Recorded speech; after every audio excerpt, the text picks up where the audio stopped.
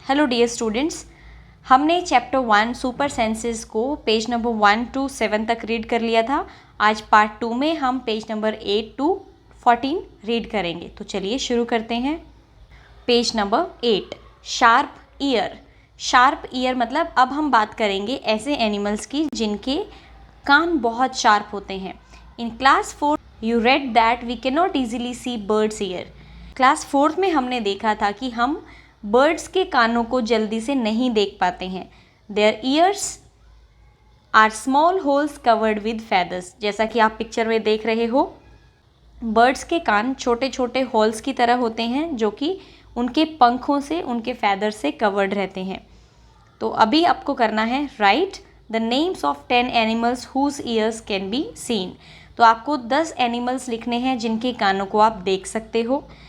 जितने भी एनिमल्स होते हैं, जैसे कि आपको पिक्चर में दिखाई दे रहा है एलिफेंट, या फिर दूसरे एनिमल्स जैसे कि डॉग, काउ, बफेलो, रैबिट, ऐसे एनिमल्स के कानों को आप देख सकते हैं। तो आपको 10 एनिमल्स के नेम यहाँ पर लिखने हैं। The names of some animals whose ears are bigger than our ears. फिर आपको ऐसे एनिमल्स के नाम लिखने हैं जिनके कान हमारे कानों से बड़े होते हैं। तो एक तो एलिफेंट ही है जिसके कान सबसे बड़े होते हैं, और हमसे बड़े किस किस के होते हैं उसमें भी आप एनिमल्स का नाम लिख सकते हैं। जैसे कि डॉग के हमसे बड़े होते हैं, काऊ के हमसे बड़े होते हैं, बफेलो के होते हैं। ऐसे ही आप अदर एनिमल्स के नाम भी लिख सकते हैं। Next is think.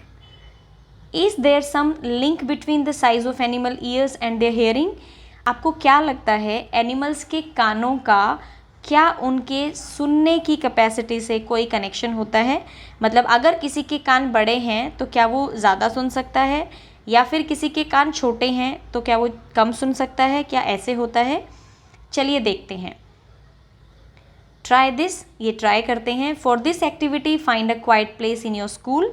इसके लिए आपको अपने स्कूल में एक ऐसा प्लेस ढूंढना है जो बिल्कुल शांत हो। Tell one of your friends to stand at the short distance and ask him to say something softly। फिर अपने फ्रेंड को बोलो कि वो कुछ दूरी पर खड़ा हो जाए और बहुत ही सॉफ्टली, धीमे से कुछ आपको कहे। The rest of you should listen carefully। और बाकी आपको बहुत ही ध्यान से सुनना है। Then all of you put your hands behind your ears। उसके बाद आप अपने दोनों हाथों को अपने कानों के पीछे लगाएंगे, जैसे कि पिक्चर में इस लड़की ने लगाए हुए हैं। As shown in the picture, let the same child say something again as softly as before। अब अपने फ्रेंड को बोलो कि वही चीज़ वैसे ही बोले जैसे उसने पहले बोला था। In which case was the sound sharper। कौन से केस में आपको आवाज़ ज़्यादा तेज़ और क्लियर सुनाई देती है? Ask your friends to। और ये अपने फ्रेंड्स को भी बोलिए ऐसा करने के लिए। Now put your hands over your ears and से समथिंग। अब अपने हाथों को अपने कानों के बिल्कुल ऊपर लगा लीजिए, उनको पूरा कवर कर दीजिए। Can you here your on voice. क्या आप अपनी आवाज़ को सुन पाते हैं? ये आपको एक्टिविटी करके देखनी है। Sit near a desk. अभी आपको एक डेस्क के पास में बैठना है। Tap the desk once with your hand. और अपने डेस्क को आप टैप करेंगे, उस पर आवाज़ करेंगे अपने हाथ से। लिसन केयरफुली, ध्यान से सुनेंगे। Now put your ear on the desk as shown in the picture. और उसके बाद अपने कान को ऐसे डेस्क पे लगाएंगे जैसा कि पिक्चर में दिखाया गया है। Tap on the desk once again with your hand. और दोबारा से अपने हाथ से डेस्क पे साउंड करेंगे। लिसन अगेन, और फिर से सुनेंगे। Was there any difference in the sound of the tap. जब आपने कान को डेस्क पे नहीं लगाया था तब, और जब आपने कान को डेस्क पे लगा लिया था तब, दोनों केसेस में क्या साउंड सेम थी या फिर डिफरेंट थी? ये आपको करके देखना है। This is how snakes hear. ऐसे ही स्नेक्स सुनते हैं। They do not have external ears which you can see. उनके पास हमारी तरह एक्सटर्नल ईयर्स नहीं होते, बाहर के कान नहीं होते हैं। They only feel the vibrations on the ground. वो सिर्फ वाइब्रेशंस के थ्रू ही सुन सकते हैं। जैसे ही कोई उनकी तरफ आता है तो उनकी बॉडी से वो वाइब्रेशन कैच करते हैं और उनको पता लगता है। Sounds send messages. क्या आपको पता है कि ना केवल इंसान बल्कि एनिमल्स भी एक दूसरे को मैसेज भेजते हैं अपनी साउंड से? High upon a tree a langur warns others of danger like a tiger और लेपर्ड। पेड़ की ऊंचाई पर एक लंगूर अपने साथियों को किसी भी टाइगर या किसी लेपर्ड के आने की चेतावनी देता है कि आगे कोई खतरा है। The langur does this by making a special warning call. जब वो साउंड निकालते हैं तो एक अलग तरह की साउंड निकालते हैं जो कि वार्निंग कॉल होती है। इसका मतलब ये है कि जैसे हम अलग अलग तरीके से बात करते हैं, कभी हमें धीमे बोलना पड़ता है, जैसे कि हम बहुत प्यार से भी बोल सकते हैं, थोड़ा रूडली भी बोल सकते हैं, चिल्ला के भी बोल सकते हैं। ऐसे ही एनिमल्स भी अलग अलग तरह की साउंड्स निकालते हैं अपने साथियों से बात करने के लिए। Birds also give alarm calls to warn about the danger. ऐसे ही बर्ड्स भी अलार्म कॉल्स देते हैं। अलार्म कॉल्स क्या होती हैं? ऐसी कॉल्स जिनको एनिमल्स या बर्ड्स डेंजर को अपने साथियों को बताने के लिए यूज़ करते हैं, that is called alarm calls. Some birds even have different sounds for different kind of dangers. कुछ बर्ड्स के पास अलग अलग साउंड्स होती हैं अलग अलग तरह के खतरों के लिए। For example, there is a different warning call if the enemy is coming from the sky और if the enemy is on the ground. कुछ एनिमल्स और कुछ बर्ड्स अलग अलग तरह की साउंड यूज़ करते हैं। जैसे अगर उनका एनिमी, उनका शत्रु अगर आसमान से आ रहा है तो वो अलग तरह की साउंड यूज़ करते हैं, या फिर कोई दूसरा एनिमल उन पे अटैक करने के लिए ग्राउंड से आ रहा है तो भी वो अलग तरह की साउंड करते हैं। ऐसे ही fishes give alarm call by electric signals. जो फिशेस होती हैं वो भी अलार्म कॉल्स देती हैं। तो जब बड़ी मछलियाँ छोटी मछलियों पे अटैक करती हैं तो वो अपनी कम्युनिटी को, अपने फ्रेंड्स को, अपनी साथी मछलियों को एक संदेश भेजती हैं इलेक्ट्रिक सिग्नल्स के थ्रू। इलेक्ट्रिक सिग्नल्स के थ्रू मतलब वो अपनी बॉडी को इस तरह से मूव करती हैं कि उनकी बॉडी से ही इलेक्ट्रिसिटी की फॉर्म में कुछ सिग्नल्स जाते हैं जिनको दूसरी मछलियाँ पहचानती हैं और अलर्ट हो जाती हैं। Some animals start behaving in different way when an earthquake or storm is about to come. आपको जानकर हैरानी होगी कि जब भी हमारी धरती पे भूकंप आता है या कोई तूफान आता है तो कुछ एनिमल्स बहुत ही अलग तरीके से बिहेव करने लग जाते हैं। People who live in forest and can observe such behavior of animals come to know of the danger. क्योंकि एनिमल्स को हमसे पहले किसी भी खतरे का एहसास हो जाता है। उनकी सेंसेस हमसे ज़्यादा स्ट्रॉन्ग होती हैं। जैसे कि बर्ड्स या फिर डॉग्स को अर्थक्वेक का बहुत पहले पता लग जाता है थ्रू वाइब्रेशंस, जो कि हम इंसानों को नहीं पता लगता। इन December 2004, few tribes that live in the forest of the Andaman Island noticed the animals behaving in a different manner. दिसंबर 2004 में कुछ लोग जो कि अंडमान आइलैंड में रहते थे, उन्होंने ये ऑब्जर्व किया, ये नोटिस किया कि वहाँ के एनिमल्स बहुत ही अलग तरीके से बिहेव कर रहे थे। So they guessed some danger. उन्होंने गेस किया कि कोई खतरा हो सकता है। So they moved away to a safer part of the island. इसलिए वो उस आइलैंड के सेफ पार्ट में चले गए। Soon after the island were hit by the tsunami. Tsunami में टी साइलेंट होता है। जब भी समुद्र में अर्थक्वेक आता है तो लहरें उठती हैं। तो सुनामी एक बहुत बड़ी लहर थी जिससे बहुत ज़्यादा लोग मर गए थे। लेकिन जैसे ही कुछ लोगों को ये पता लगा कि एनिमल्स अलग तरीके से बिहेव कर रहे हैं तो वो एक सेफ प्लेस पे चले गए। But these people were saved, और ये लोग बच गए। इसके बावजूद बहुत सारे लोग ऐसे थे जो इस सुनामी की वजह से पानी में ही बह गए थे। अब आप पिक्चर में भी देख सकते हैं, dolphins also make different sounds to give messages to each other. Dolphins भी एक दूसरे को मैसेज देने के लिए अलग अलग साउंड्स निकालती हैं। Scientist believe that many animals have a special language of their own. Scientist ये मानते हैं कि बहुत सारे एनिमल्स अपने ही ग्रुप में बात करने के लिए कुछ स्पेशल लैंग्वेज का यूज़ करते हैं। ये पता लगाने के लिए कि सभी एनिमल्स एक दूसरे से बात करने के लिए अलग अलग तरह की लैंग्वेज यूज़ करते हैं, इसके लिए आप किसी पार्क में या अपने टेरेस पे जाकर ऑब्जर्व कर सकते हैं।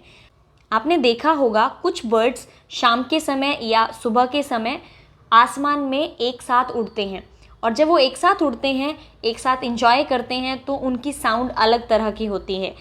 या फिर आपने ऑब्जर्व किया होगा कोई भी बर्ड जब किसी वायर की वजह से या किसी दूसरे तरीके से मर जाता है तो उस कम्युनिटी के बाकी बर्ड्स एक अलग तरह की साउंड करते हैं जिससे बाकी बर्ड्स भी वहाँ पर इकट्ठे हो जाते हैं। Now the writing part. Right, can you understand the sound of some animals. क्या आप कुछ एनिमल्स की साउंड्स को समझ सकते हैं। विच एनिमल्स, कौन से एनिमल्स की। आपने ऑब्जर्व किया होगा अगर आप अपने घर में कोई भी पेट पालते हैं, कोई बर्ड या कोई एनिमल, तो जब आप उसके साथ समय बिताने लग जाते हैं तो आपको उनकी साउंड्स के अकॉर्डिंग पता लग जाता है कि वो क्या कहना चाह रही हैं। जैसे कि जब आप डॉग को पालते हैं तो उसके भौंकने के तरीके से ही आपको पता चल जाता है कि इसको अभी खाना चाहिए, या फिर ये किसी की तरफ भौंक रहा है, या इसको प्यार की ज़रूरत है। तो आपको धीरे धीरे उनका पता लगने लग जाता है। ऐसे ही आप अदर एनिमल्स के बारे में भी पता कर सकते हैं। Do some animals understand your language? Which ones? क्या एनिमल्स आपकी लैंग्वेज समझते हैं? जब भी हम किसी पशु को, किसी बर्ड को पालते हैं तो धीरे धीरे हम उसको समझने लग जाते हैं। ऐसे ही वो बर्ड या एनिमल हमें भी समझने लग जाता है, हमारी लैंग्वेज को समझने लग जाता है। जो भी हम उनको इंस्ट्रक्शंस देने लग जाते हैं वो उनको फॉलो करने लग जाते हैं। तो यहाँ आपको उन एनिमल्स के नाम बताने हैं जो आपकी लैंग्वेज को समझते हैं। नेक्स्ट वन, से it with sound. Just like birds and dolphins, you can also make your own language of sounds for giving messages. Birds और dolphins की तरह आप भी अपनी लैंग्वेज को यूज़ कर सकते हो अलग अलग मैसेजेस को देने के लिए। Remember, you have to talk to your friends with only sounds and no words. तो इसके लिए आपको ध्यान रखना पड़ेगा, आप अपने फ्रेंड से केवल साउंड में बात करेंगे, कोई भी वर्ड यूज़ नहीं करेंगे, सिर्फ साउंड का यूज़ करके ही आपको बात करनी है। How and when will you need to give an alarm call? For example, when the teacher is coming to the classroom. तो आपको अपने फ्रेंड्स को अलार्म कॉल देना है। जैसे ही अगर इसके लिए, जैसे अगर टीचर क्लास में आ रहा है तो उसके लिए आप कौन सी साउंड यूज़ करेंगे, ये आप सेट कर सकते हैं अपने फ्रेंड से बात करके। इसी तरह से एनिमल्स और बर्ड्स एक दूसरे से बात करते हैं बिना वर्ड्स के, केवल साउंड से। तो हम भी इस तरह से कर सकते हैं। Some animals go into a long deep sleep in certain seasons. कुछ एनिमल्स किसी पर्टिकुलर मंथ में या किसी पर्टिकुलर सीजन में बहुत ही लॉन्ग स्लीप में चले जाते हैं। Then they are not seen for many months. और फिर वो हमें बहुत सारे मंथ तक नहीं दिखाई देते। Have you noticed that during the cold season you cannot see any lizard in the house? क्या आपने सर्दी के दिनों में अपने घर में कोई लिजार्ड देखी है? Where do you think they have gone? आपको क्या लगता है वो कहाँ चले जाते हैं? और जैसे ही गर्मी शुरू हो जाती है वो तुरंत से दिखने लग जाते हैं। तो ऐसे एनिमल्स कुछ पर्टिकुलर सीजन्स में छिप जाते हैं। आपने देखा होगा समर शुरू होती है तो मॉस्किटोज़ बहुत ज़्यादा दिखने लग जाते हैं। कुछ एनिमल्स बारिश के बाद बहुत ज़्यादा दिखते हैं, उसके बाद फिर से दिखने बंद हो जाते हैं। तो ऐसे एनिमल्स कुछ पर्टिकुलर महीनों या कुछ पर्टिकुलर सीजन्स में ही दिखाई देते हैं। Coming to page number 11, sloth. Sloth जैसा कि आप पिक्चर में देख रहे हो, स्लोथ एक एनिमल होता है। It looks like a bear but it is not. ये एक भालू के जैसा दिखता है लेकिन ये भालू नहीं होता, इट इज़ अ स्लॉथ। इसका नाम होता है sloth. It spends almost 17 hours in a day sleeping while hanging upside down on a tree branch. ये एक पेड़ पर झूलता हुआ दिन में 17 घंटे सोता है। The sloth eats the leaves of the same tree on which it lives. और ये उसी पेड़ के पत्तों को खाता है जिस पेड़ पे ये रहता है। It hardly needs anything else. इसको और किसी चीज़ की ज़रूरत नहीं होती है। When it has eaten enough leaves from that tree it moves to the nearby tree. अगर ये एक पेड़ के सारे पत्ते खा जाता है तो ये दूसरे पेड़ पर मूव करता है। स्लोथ्स लिव फॉर अबाउट 40 ईयर्स। स्लोथ्स की एज लगभग 40 साल होती है। And in that time they move around only 8 trees. और उस 40 साल में वो लगभग 8 पेड़ों पर मूव करते हैं। Once a week it comes down from the tree to relieve itself. और एक वीक में एक ही बार ये पेड़ से नीचे उतरता है अपने आप को रिलैक्स करने के लिए।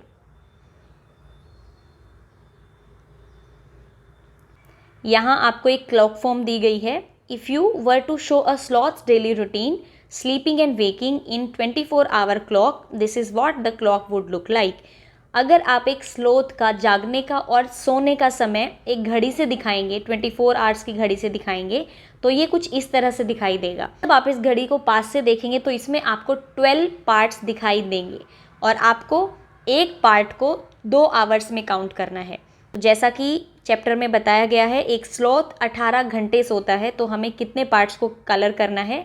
9 पार्ट्स को। 1 2 3 4 5 6 7 8 9। सो 9 इंटू 2 18 आवर्स, क्योंकि हम 24 आवर का फॉर्मेट देख रहे हैं। इसी तरह से आपको लिजार्ड का बताना है कि अगर एक लिजार्ड पूरी विंटर्स सोती रहती है तो आप इसको किस तरह से कलर करेंगे। तो विंटर्स में अगर वो 24 आवर्स सोती रहती है, पूरा ही दिन सोती रहती है, आपको इसे पूरा ही कवर करना पड़ेगा, क्योंकि 2 आवर्स के लिए हम एक पार्ट को कवर करते हैं, तो 24 आवर्स को हमें 12 के 12 पार्ट्स को कवर करना पड़ेगा। Given here is the sleeping time of some animals. नीचे कुछ एनिमल्स का स्लीपिंग टाइम दिया गया है इसी क्लॉक में, 24 आवर्स की क्लॉक है ये। Right below each picture for how many hours a day that animal स्लीप्स। हम काऊ के क्लॉक को ध्यान से देखेंगे तो पाएंगे यहाँ सिर्फ 2 ही पार्ट्स को कवर किया गया है। तो जैसा कि मैंने पहले बताया, एक पार्ट को हम 2 आवर्स में काउंट करेंगे, तो 2 पार्ट हैं तो टोटल कितने आवर्स हो गए, 4 आवर्स। तो एक काऊ दिन में कितने घंटे सोती है, 4 आवर्स सोती है। ऐसे ही हम पाइथन का देखेंगे। पाइथन का कितने पार्ट कवर्ड हैं, 1 2 3 4 5 6 7 8 9। सो 9 पार्ट्स कवर हैं और एक पार्ट को हम 2 आवर्स में लेते हैं, इसलिए 2 से मल्टीप्लाई करेंगे तो एक पाइथन दिन में 18 आवर्स सोता है। तो यहाँ आप लिखेंगे 18 आवर्स। ऐसे ही आप जिराफ का चेक करेंगे। जिराफ का सिर्फ एक ही सर्कल किया हुआ है, इसलिए जिराफ एक दिन में सिर्फ 2 घंटे ही सोता है। इसी तरह से आप कैट का देखेंगे तो कैट का कवर किया हुआ है 1 2 3 4 5 6 पार्ट्स को। तो एक पार्ट में हम 2 आवर्स को काउंट करते हैं, तो एक बिल्ली दिन में सोती है 12 आवर्स। ये स्लीपिंग टाइम दिया गया है, आपको इसको आवर्स में कैलकुलेट करके लिखना है। Next is When you see different animals, do you have any question about them? जब आप तरह तरह के एनिमल्स देखते हो तो क्या आपको उनके बारे में अलग अलग क्वेश्चंस आपके माइंड में आते हैं? Make a list of 10 such questions. सभी बच्चों को 10 क्वेश्चंस बनाने हैं अलग अलग एनिमल्स के लिए, और आप ये डिस्कशन क्लास में पूछ सकते हैं। Coming to page number 12। Page number 12 पे एक टाइगर के बारे में कुछ बताया गया है, चलिए उनको देखते हैं। A tiger can see 6 times better at night than most of us. रात को जितना हम देख पाते हैं उससे 6 गुना ज़्यादा क्लियर, 6 टाइम्स क्लियरली एक टाइगर देख पाता है रात के समय में। ये इंटरेस्टिंग फैक्ट्स हैं टाइगर के बारे में। यहाँ बताया गया है the tiger whiskers are very sensitive and can sense the movements और vibrations in air.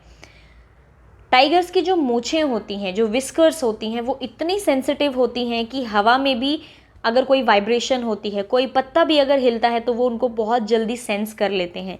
They help the tiger move in the dark and find its prey. Prey होता है शिकार।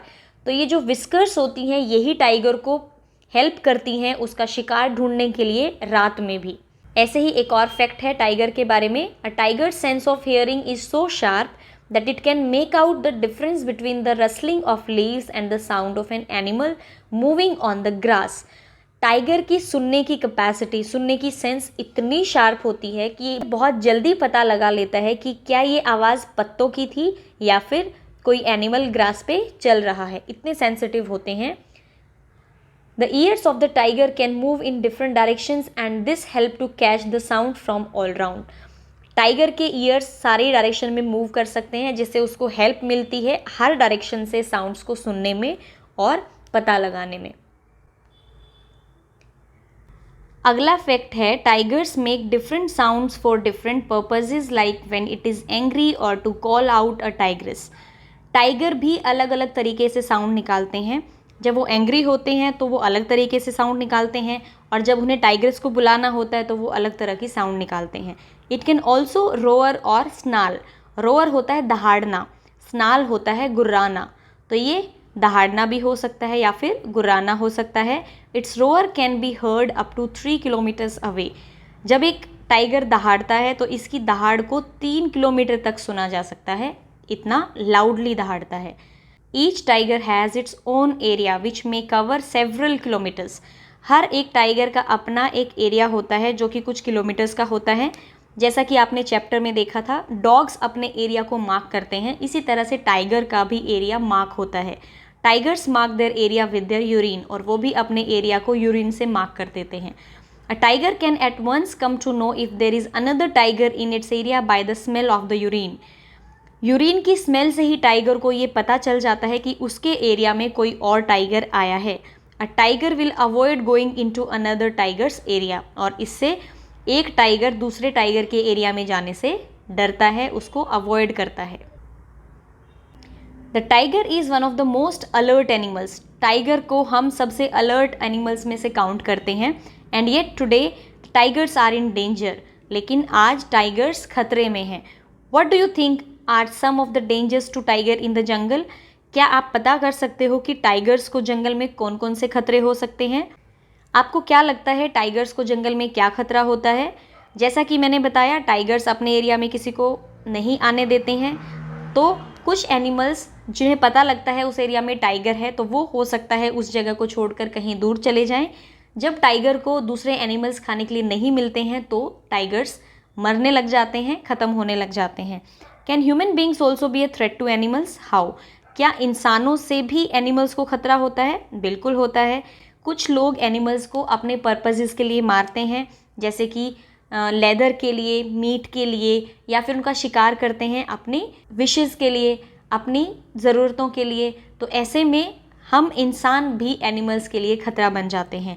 साथ ही जब हम पेड़ों को काटते हैं तो पेड़ों पर रहने वाले, पेड़ों के नीचे रहने वाले एनिमल्स, उनको वहाँ से मूव करना पड़ता है, या फिर वो भूख की वजह से या किसी दूसरे एनिमल के अटैक की वजह से मर जाते हैं। तो इससे भी हम इंसान एनिमल्स को नुकसान पहुँचाते हैं।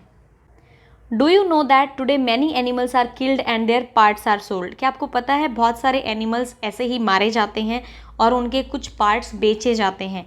Elephants are killed for their tusk. हाथियों को उनके बड़े बड़े दांतों की वजह से मार दिया जाता है। इसके लिए एक फेमस मूवी जो कि आपने देखी होगी, जंगली, इस मूवी में भी ये दिखाया गया है कि कैसे एलिफेंट्स को मारा जाता है उनके दांतों को काटने और उनको बेचने के लिए। राइनोसिरोज फॉर इट्स हॉर्न। राइनोसिरोस को बेचा जाता है उनके सींगों के लिए। Tigers, crocodiles and snacks for their skin. Tigers को, मगरमच्छ और सांपों को भी मारा जाता है उनकी स्किन के लिए। Musk deer are killed just to make a little scent from its musk. Musk होता है कस्तूरी। कस्तूरी हिरन आपने सुना होगा। कस्तूरी हिरन एक ऐसा हिरन होता है जिसकी बॉडी में से एक बहुत ही अच्छी खुशबू निकलती है, एक फ्रेग्रेंस निकलती है। उसी फ्रेग्रेंस को लेने के लिए लोग उसको मार देते हैं। People who kill animals are called hunters and poachers. जो लोग एनिमल्स को मारते हैं उन्हें हंटर्स, शिकारी बोला जाता है। The number of tigers and many other animals in or country is reducing. हमारे देश में बहुत सारे एनिमल्स, बहुत सारे टाइगर्स अब कम हो रहे हैं। There is a danger that some of them will soon disappear. और ये खतरा है कि बहुत ही जल्द बहुत सारे एनिमल्स एकदम ख़त्म हो जाएंगे, लुप्त हो जाएंगे। To protect the animals, our government has made some forest as protected areas. इसलिए हमारी गवर्नमेंट ने ऐसे एनिमल्स को बचाने के लिए, उनको प्रोटेक्ट करने के लिए कुछ फॉरेस्ट प्रोटेक्ट किए हैं जिनको नेशनल पार्क्स बोला जाता है। Some of them are the Jim Corbett National Park in Uttarakhand and Ghana in Bharatpur district of Rajasthan. जिस एरिया में फॉरेस्ट होते हैं वहीं उस फॉरेस्ट को रिजर्व किया जाता है, उसका ध्यान रखा जाता है ताकि वहाँ के एनिमल्स को प्रोटेक्ट किया जा सके। इसका एक एग्जाम्पल है जिम कॉर्बेट नेशनल पार्क जो कि उत्तराखंड में है। एक और नेशनल पार्क है घाना जो कि भरतपुर डिस्ट्रिक्ट ऑफ राजस्थान में है। तो ऐसे हमारे देश में बहुत सारे नेशनल पार्क्स हैं जो स्पेशली हमारी गवर्नमेंट के द्वारा बनाए जाते हैं ताकि हम एनिमल्स को प्रोटेक्ट कर पाएँ, उन्हें बचा पाएँ। In these areas nobody can Hunt animals और डिस्ट्रॉय द जंगल्स। यहाँ कुछ ऐसे रूल्स बनाए जाते हैं ताकि कोई भी वहाँ जाकर किसी भी एनिमल को ना तो नुकसान पहुँचा पाए, ना ही उनका शिकार कर पाए। Find out where are other such animal parks in India. आपको ये पता करना है कि हमारे देश में नेशनल पार्क कहाँ कहाँ पर हैं। Collect information on these and right a report. आपको इन्फॉर्मेशन कलेक्ट करनी है और एक रिपोर्ट बनानी है। आप जिस भी एरिया में रहते हैं वहाँ एक नेशनल पार्क का पता कीजिए और उसके बारे में लिखिए कि वो कहाँ पर है, कौन से डिस्ट्रिक्ट में आता है, कौन से स्टेट में आता है, उसके बारे में आपको पता करना है। What we have learned, हमने क्या सीखा? Have you noticed that sometimes singers put their hands on their ears when they sing? क्या आपने नोटिस किया है कि जब सिंगर्स गाना गाते हैं तो अपने कानों पर हाथ रख लेते हैं? Why do you think they may be doing this? आपको क्या लगता है वो ऐसा क्यों करते हैं? सिंगर्स गाना गाते समय अपने कानों पर हाथ इसलिए रखते हैं ताकि वो अपनी साउंड को क्लियरली सुन पाए और बाहर की आवाज़ से डिस्टर्ब ना हो। Give examples of animals that may have a very strong sense of site, hearing और स्मेल। आपको ऐसे एनिमल्स का पता करना है जिनकी बहुत स्ट्रॉन्ग सेंस होती है साइट, साइट मतलब देखने की, हेयरिंग सुनने की, स्मेल सूंघने की। तो जो भी हमने चैप्टर में पढ़ा उनके अलावा आपको ऐसे एनिमल्स पता करने हैं जिनकी साइट बहुत स्ट्रॉन्ग होती है, हियरिंग बहुत स्ट्रॉन्ग होती है और स्मेल बहुत स्ट्रॉन्ग होती है। So coming to page number 14, let's make a paper dog. Paper dog बनाते हैं। इसके लिए हमें चाहिए थिक पेपर, पेंसिल, सीजर्स और स्केच पेन। तो ये सारी चीज़ें हम लेंगे। सीजर्स होती है कैंची। इन सभी चीज़ों को हम लेके पेपर को पहले जैसा कि आपको दिखाया गया है इस तरह से एक शेप में आप इसको कट करेंगे। फिर इस पे कुछ मार्क दिए गए हैं, 1, ये मार्क 2, 3, ऐसे ही नीचे this is mark 4, mark 5 and 6। इस तरह से आप पेपर पे मार्क करेंगे और फिर उस मार्क को आपको वैसे ही कट करना है जितना दिया गया है। चलिए इंस्ट्रक्शंस पढ़ लेते हैं एक बार। Cut a long strip of thick paper, mark the strip as shown here. ऐसे ही जैसे मार्क इसमें दिखाए गए हैं वैसे ही आप पेपर को मार्क करेंगे। Make small cuts on the lines marked 1 to 6। 1 से 6 तक जैसे जैसे दिखाया गया है वहाँ पेपर को कट करेंगे। Hook together the cuts on the number 1 and 2, see picture A. Picture A को जब आप देखेंगे तो यहाँ पाएंगे कि 1 और 2 वाले कट को आप ऐसे हुक करेंगे, एक दूसरे में अटका देंगे। उसके बाद in the same way hook together 3 and 4 and 5 and 6 in picture B and C. ऐसे ही बी में आप 3 और 4 कट को हुक करेंगे और सी पिक्चर को देख के आप 5 और 6 वाले कट को हुक करेंगे। जैसे ही आप इसको पूरा करेंगे आपका डॉग बन के रेडी हो जाएगा। Make a cut in the mark on the leg, turn down the corners of the strip on the top of head to make the ears, picture D. अब आप पिक्चर डी में देखेंगे जब strip आपके पास ऊपर बच जाएगी उसको इस तरह से फोल्ड करके उसके ईयर्स बनाएंगे तो आपका डॉग रेडी है। अब आप स्केच पेन लेंगे और अपने डॉग की आईज को बना देंगे। तो ये था आपका चैप्टर 1। ये एक्टिविटी आप घर पे कर सकते हैं। ध्यान रहे ये एक्टिविटी आप पेरेंट्स सुपरविज़न में ही करें। जब भी आप सीजर्स या कोई और नुकीली चीज़ यूज़ करें आपके पेरेंट्स के साथ बैठकर करें। कोई भी शार्प थिंग अकेले यूज़ ना करें। So this is all about your chapter 1। Thank you.